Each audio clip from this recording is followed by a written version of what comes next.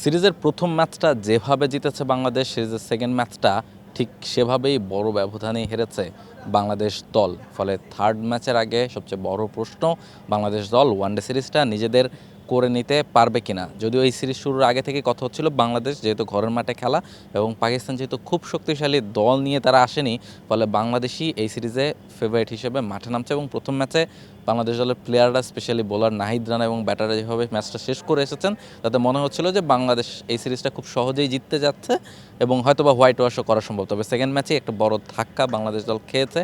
পাকিস্তান শুরু থেকেই খুব ভালো ব্যাটিং করেছে, তবে সেটা খুব বড় কনসার্নের জায়গা ছিল না, কেননা উইকেটটাই বেশ ভালো ছিল। এখানে 270-80 রান হবে সেটাই খুব স্বাভাবিক ব্যাপার ছিল। তবে ব্যাটিংয়ে চেস করতে নেমে বাংলাদেশ দলের টপ অর্ডার ব্যাটাররা খানিকটা গোল পাকিয়ে ফেলেছিলেন এবং সে কারণে কিন্তু পরের দিকের ব্যাটারদের উপর প্রেশার তৈরি হয়েছে। যদিও চিত্রটা হয়তো বা অন্যরকম হলেও হতে পারতো যদি 5+ স্টার রেটিং প্রাপ্ত দেশের সর্বোচ্চ বিদ্যুৎ সাশ্রয়ী ওয়ালটন এসি স্মার্ট কমফোর্ট এখন নেক্সট লেভেলে। মাঝপথে আবার বৃষ্টি এবং বৃষ্টির পর আবার খেলা শুরু না হতো এবং যেহেতু 3টা উইকেট শুরুতেই বাংলাদেশ খুব দ্রুত সময় হারিয়ে ফেলেছিল, ফলে টার্গেটটাও খুব বড় হয়ে গিয়েছিল ডিএলএস মেথডে এবং সে কারণে হয়তো বা পরে আর ম্যাচ জয়ের সম্ভাবনা খুব একটা ছিল না। তাড়াহুড়া করতে গিয়ে অনেক আউট হয়েছেন। সব মিলে সেকেন্ড ম্যাচটা বড় ব্যবধানে হারতে হচ্ছে। তবে থার্ড ম্যাচটা আগামীকালকেই এবং সেই ম্যাচে জিততেই হবে বাংলাদেশকে যদি তারা সিরিজটা জিততে চায়। এবং সেই সিরিজ জিততে হলে এই সিরিজে কিন্তু অলরেডি অনেক উত্তাপ ছড়ানো শুরু হয়ে গেছে, স্পেশালি সালমান আগারও সেই আউটটা নিয়ে মিরাজের সাথে সেটা নিয়েও অনেক আলোচনা সমালোচনা চারদিকে হচ্ছে। যদিও ইন লতে থেকেই মিরাজ আসলে রান আউটটা করেছেন, তবে উত্তাপ কিন্তু যথেষ্ট পরিমাণ ছড়াচ্ছে, যতটা না এক্সপেক্ট করা হয়েছিল প্রথম ম্যাচের পরে। সেকেন্ড ম্যাচে কিন্তু বেশ খানিকটা উত্তাপ ছড়িয়েছে। ফলে থার্ড ম্যাচটা কারা জিতবে, সিরিজটা কারা নিজেদের করে নেবে, দু দলের জন্যই সেই সম্ভাবনা রয়েছে।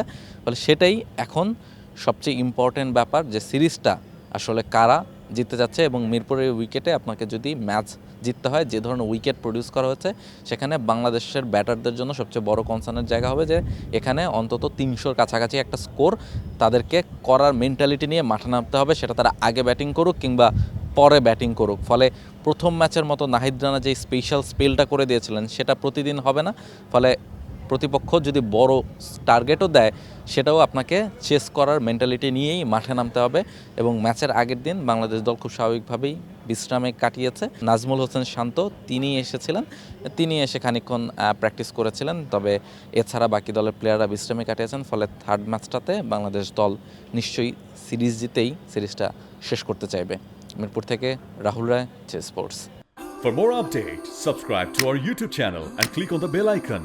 Follow us on Facebook and Instagram. Download T-Sports app to enjoy exciting games and highlights. Visit tsports.com.